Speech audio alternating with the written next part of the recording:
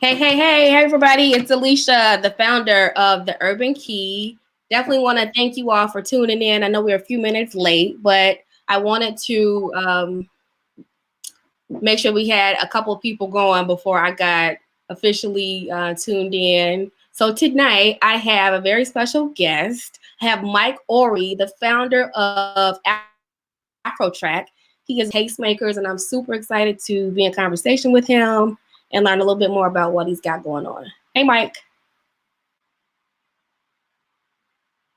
Uh-oh, I think we're a little bit frozen. Mike, you still with me? Am I back? Okay, all right. Yeah, you're back. Cool. So I wanted to tell a little story. So we don't know each other personally, but I had an opportunity to see you in action at an event that you put together for Twitter. I don't know if you remember that. There was a comedy show that you put together, and Leon Rogers hosted. There were a couple of comedians, and I had such a good time. I went with my husband, and one of the things that made me want to reach out to you to kind of like just connect and do an interview with you is that you were so humble, and I really appreciated the way that you treated all the comedians. I just like humble people. I like people that are professional. So I just wanted to publicly say, from one event person to another, like I appreciate that because in this industry, like people are just you know what I mean. And so, to come across someone that is humble and just want you to have a good time it's not rare, but I just appreciated it. So appreciate that. That means a lot. Yeah. So go ahead. I was gonna say thanks for coming. I'm glad y'all were able to make it out to the Twitter event. Oh, we had so much fun. I felt like, and we were scared. We were like right in the front on the side. And I'm like, that's the worst. I'm like, please don't. And I was talking loud and I'm like, oh, get it together because I don't want to get roasted. But we had fun, and I saw a lot of people that I knew there. So it was cool. Just jumping right into everything. Tell us what Afrotrak is. Like, how did you get into the event side of things? I know you have an education background. Yeah. So I guess like short story. For undergrad, I went to Columbia College Chicago, like downtown Chicago. Yeah. I think a lot of times like people are like doing their passion without realizing that it's something that they're passionate about. And that was kind of like a 10-year journey for me. Like I started doing events in college. Yep. But it was something that I was always super dedicated towards, but it never crossed my mind that I could actually do this full time or professionally, or that I could make a career out of it. Yeah. So back in college, I started an event the Blackout Party. Like back then, I just transferred from a HBCU. Like I was trying to find Black people on campus, and I was like, yo, where the parties at? Where the Black people kind of get together at and hang out. So started a party on campus, ended up, I think it's been 10 years, going on over 10 years, like the party is still going. So that was kind of like my first event. Then I did like some poetry, like a poetry event on campus, and then just like some other street teaming for different organizations. Yeah. So fast forward, 5-7 years later, I would do like a New Year's Eve event, like in Chicago.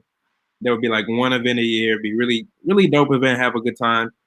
And then I think like while I was in grad school, I was in grad school at LSU, 2013 to 2015. New Orleans?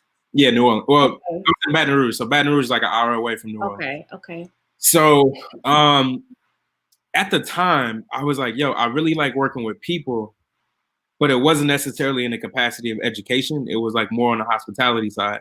Right. So being in Baton Rouge and being like, an hour away and going to New Orleans every weekend. Oh, I love New Orleans. Yeah, it's my favorite city. Yep. So while I was in grad school, I just wanted like some extra money, like some, extra income. So I was working at a casino and I was doing valet at a casino. So if you do valet, you're like the first person that, people come in contact with. So I met a ton of celebrities like who would stay at the hotel and casino. Okay. Directly across the street from the casino was it was called the Belle of Baton Rouge, which is like an 8,000 capacity venue. So for Baton Rouge, that was like, the biggest venue in the city. So anytime a celebrity like Frankie Beverly Mays and Bun B, all of them, like they stayed at our hotel. Okay. So for me, I kind of like got into that space, like just being around those people, and it helped me realize that, like, man, I really like working with people. I just don't know if it's in the capacity of higher education long term. Yep. Um, so fast forward, um, while I was in grad school, I was doing like concert photography, and I had like a music blog. And New Orleans is a city that had like a ton of concerts, but they didn't have like a lot of media coverage. So I was getting these passes to these concerts like Sierra and Miguel and all these different artists, Yeah. taking photos of them. And I was like, man, I get to go to this concert for free, but I'm in the front, the very front of the concert taking photos. And it was like a really dope experience because I would want to be there anyway. Yep. So fast forward, finished grad school, moved to LA for like 13 months. Didn't really like LA personally, but it was a journey that I need to have. Yeah.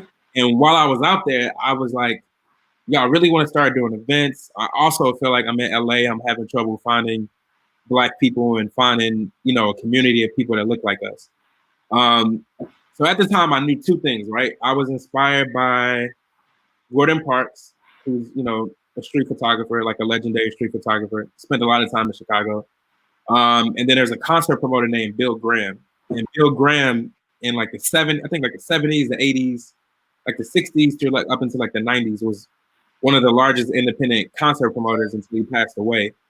And so I kind of put their stories together and I was like, yo, I really want to produce events that make people feel something. Like when you leave this event, I want you to feel I left you with some sort of moment, like some sort of moment that you're gonna look back a year or two later and be like, yo, remember we went to this comedy show, we went to this party, but what was different about this party? It was the people. So that's kind of like where I came up with Afrotrak. I wanted people to know that it was Black and track, like most of the events I do have sort of like a musical element to it.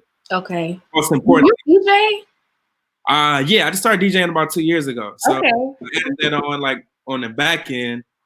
But before I started DJing, like before I was doing events, I was a hip hop artist and producer. So so I took like my knowledge and like my background as like a hip hop artist and as a producer, and just kind of adding that element to DJing because I'm like, you know, I listen to music all day. I appreciate music, so that's kind of like where Afrotrak started, and it started, I would say, like May 2016. Okay. So coming up on like a few years in. I mean, that's a pretty, you know, that's a long length of time to have a body of work. And I know you've done like some really cool events. Talk about, I think I have an idea of what your favorite event was. I don't know this, but talk about what your favorite event to date has been. I think it's tough because they all serve different purposes, right? Like sometimes I would say one of my favorite events that I've done, which I've only done it twice. I used to have this brunch series. It was called A Brunch of Us, and it was a family style brunch. And you know, I might relaunch that again at some point. But what I really liked about that event specifically was it was very community focused. So you had to, if you came there by yourself or you came there with somebody with your friends, you couldn't just stick to your group of friends. Like you had to literally interact with everybody else and be like, can you pass the hot sauce? Or can you pass the greens? Or can you pass that? And so it was pretty intimate. It was maybe, you know, brunch was maybe 25 to 40 people. That's a good amount to get to really like know somebody and have a true connection and have that experiential feel. Yeah. Yeah. So it was, you know, long table, like these long picnic tables. We had 2 brunch seatings. So maybe like 20 people were seating. But you kind of left there with friends. Like you didn't, like you came there maybe just thinking I'm just about to, you know, eat food. But, you know, you met a bunch of different people, whether it was a teacher or a realtor or another creative person. So that was basically networking. Yeah. And then I would say probably a lot of the concerts I've done have been some of my favorite events. Yeah. So speaking about concerts, let's transition into the big one that I know that you have coming up in May. You want to let everybody know what you're working on? Yeah. So initially when I launched Afrotrak, it was mostly focused on music. Like that was the initial goal. And so just a little backstory, like, you know, about a year and a half ago, I prayed for the opportunity to kind of branch into the concert space, to produce concerts and stuff like that. So it's been a blessing. Like, you know, one concert kind of came out of nowhere. I think I started with Bilal and then kind of built from there doing other shows. But right now, you know, one of the next concerts we have coming up was with Maya and 702 at Talia. So good venue. I was so excited when I saw that. Good venue and the artist. So I was super excited because they're not both groups, but you know, Maya and 702, I'm like, that's high school. That's the beginning of college. So I'm just like, I need to know the song list. I need to know like if all the necessary songs are going to be sung because I'm going to be mad if they're not sung. So I'm excited. So give us the scoop on that. Yeah, so we're definitely gonna make sure, like, you know, all your favorite songs, like we cover all the bases of the classics. I have a list, Mike. Okay, I'm list. gonna send it to him and be like, "Yo, I'm not joking." Alicia said, they're gonna be like, oh. All right, I'm serious. Let me scroll down. So 702, you have to play. They have to sing "Make Time." Get It Together. Okay, and I'm good. Okay, Maya. Fallen, and I'm good. That's a perfect favorite of mine. Yeah.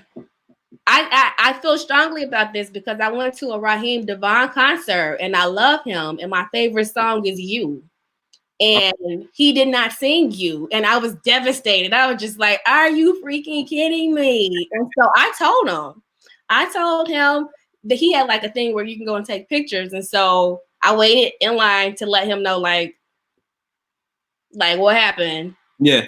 And he gave me a rose, so it was cool.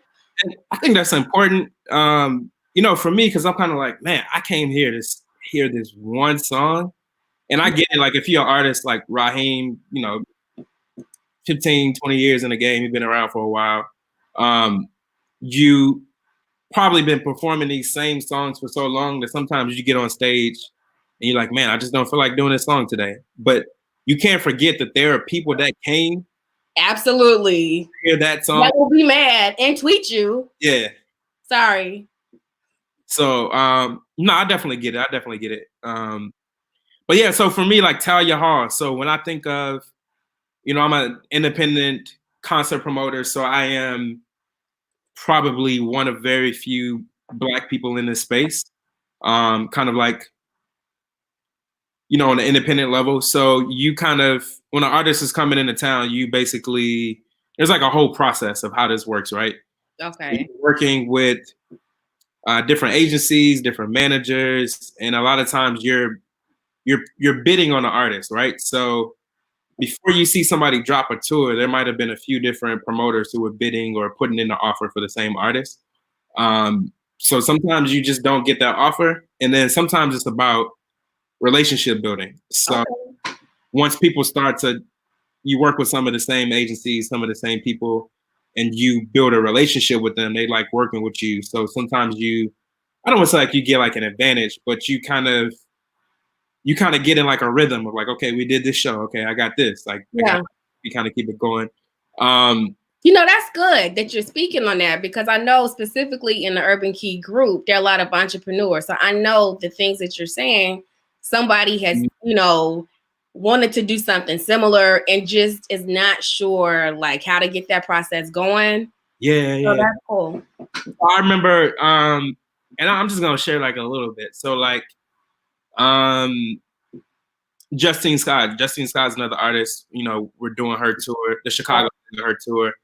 I tried to book her a year ago, and the timing wasn't right. You know, I had like this long email exchange. It's probably like at least 50 emails of us going back and forth, just trying to, you know, book her. So I was getting frustrated. I was just like, I just want to book this artist. I don't understand why I gotta wait 6 months. And it wasn't just her, it's kind of like just in general, like the product. And so what I learned is, you know, if somebody is about to drop a new project or if they're waiting on a tour, there's something called like a one-off show. So a one-off show is like, if I'm just gonna take random shows in different markets. Like I might just do a show in Chicago this month. 2 months later, I might do a show in New York. Then I might go to Miami, whoever is kind of hitting. Those are like one-off dates. But a lot of artists, when you're when you're signed to like a major agency, you're holding off on a tour. So like you're saying, I'm gonna turn down these individual tour dates unless it's a festival, and I'm gonna wait 6 months to a year until the timing is right. Wow. And we're gonna release this 10, 15, 20 city tour. And so I spent like a lot of the first year trying to break into it, like learning about that process and being frustrated. Mm-hmm. Yeah, I got this date at this venue. I just want to book this artist right now. And then you have like independent artists that are just kind of, they don't really have the bigger agency. They just kind of have like more of the managers or independent label. So those people, they're like, okay, you got your money ready, you got the date, let's just go. We're ready to go. So every artist is different. Every venue has a different process of how you book a show there. So for me, what's been important is I'm also building relationships with a lot of these different venues, but I'm also intentionally taking our people to spaces that we may not normally get to go to. Absolutely, especially Talia Hall. Yeah. No, I would say just within the last 2 to 3 years, kind of. Yeah. So that's great. And a lot of it is relationship building. Like a lot of these people are very reachable, like at different venues. They have to understand your vision because at the end of the day, they want to make sure they're working with somebody that is just as. I think you're freezing up a little bit. You still with me? Yeah, I mean, can you hear me? Yep. Okay. So a lot of it is just, both the venue and the promoter kind of being on the same page in terms of quality. And so I think what has helped me a lot is kind of being able to show them my work. Okay, yeah, you have no idea who I am. Okay. That's okay. Something weird happened. Okay. That's the events industry. We just bounce back. So it's all good. So for me, it's, I invested in like a lot of video recaps earlier on. So when I went to establish new relationships with different venues and doing events in different cities, I'd be like, hey, you don't know who I am, but here's my body of work. Yeah, here's 5 different video recaps from every different kind of event I've done. Yeah. So you can get familiar with who I am and feel comfortable about letting me into your venue. You have given somebody so much information. You don't even, you do know. You know what you're doing. I'm just sharing a little bit that I've learned over the last couple of years. So let me reach back to 702. So I know I hate to bring up coronavirus because it's just, it's what's happening. It's for me, it's personally super stressful. So the way that I cope with, this situation is that I am just like doing what I'm supposed to do. I'm staying in the house. So if you're watching, please stay home so we can like have a great summer and like, I'm just making light a little, fun, but do what you're supposed to do. But I feel like I didn't want to bring it up to just kind of bring everything else down, but it is something that we should talk about in terms of the concert. So can you kind of go over, like we have this cool concert that we're super excited about, at the end of May, but what kind of contingencies are there? Yeah, so I'm just gonna go on record, and we haven't like switched the date yet, but it's unfortunately not gonna happen on May 29th. We're gonna push it back most likely to August. Okay. And a lot of it is there's a lot of different concerns, right? There's a concern from the aspect of maybe the artist and the manager. There's a concern of the venue. There's concerns from the city.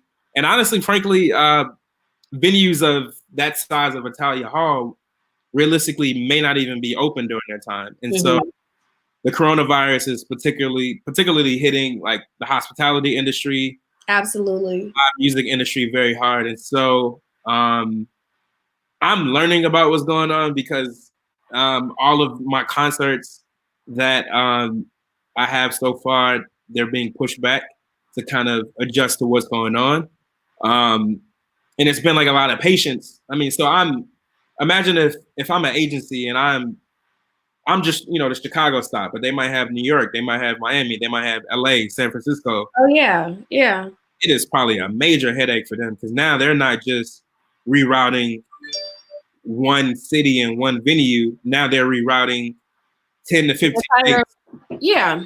Yeah. And then the same thing for the venue. The venue is now saying, okay, we have 40 to 50 shows between April to May, and now we have to figure out how to reroute all these dates in line with whatever else we had planned for the other dates. So yeah, it's been a process, and that's actually what I've been spending a lot of time on as of late is just the process of rescheduling, like not even just concerts, just all of my events in general. Mm-hmm.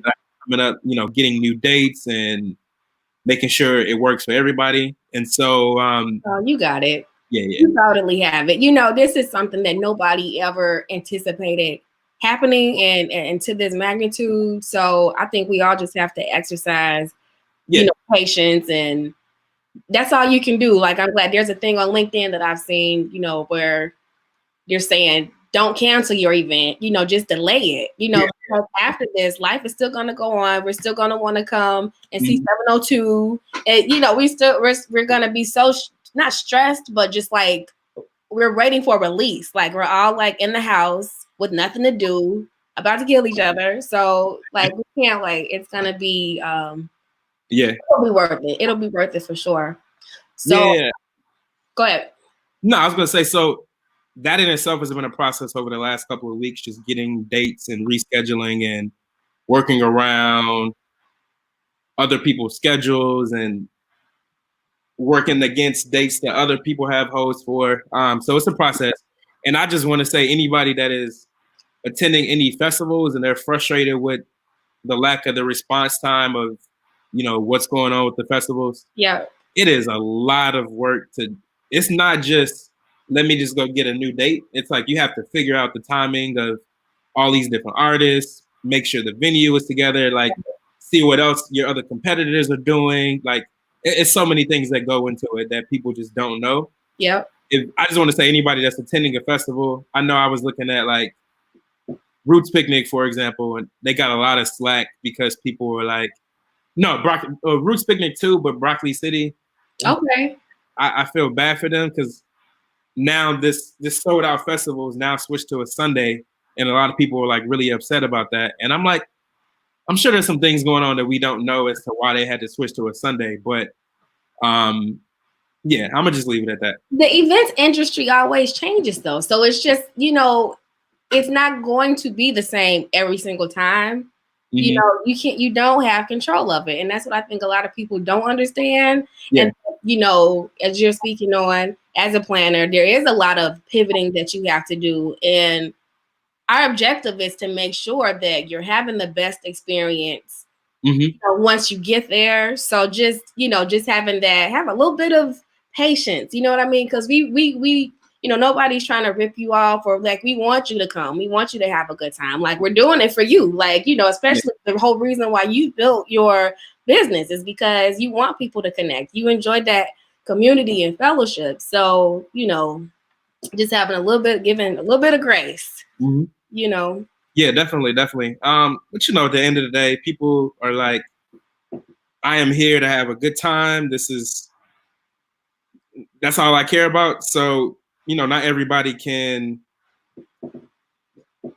have the patience of understanding everything that we go through. They just want to have a good time. They don't care about. Guess what?